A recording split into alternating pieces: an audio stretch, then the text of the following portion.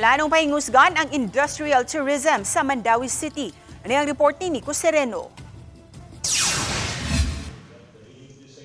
Sa pag-atubang niya sa konseho sa Mandawi City para sa concurrence o pag-aprobar sa iyang appointment, gipangutana si tourism consultant Hembler Mendoza sa mga plano niya pagpalapad sa tourism sector sa Dakbayan.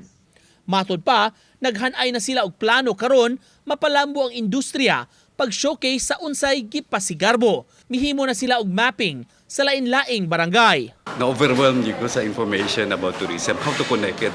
Muna lang na kuno na to, tukion niya in the future.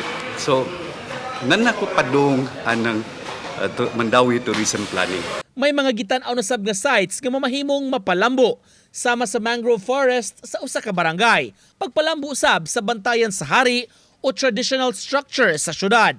Apan gusto si Mendoza, ma-develop panturismo o atraksyon ang mga industriya o kumpanya nga anaa sa Dakbayan. Industrial plan tour, that's something.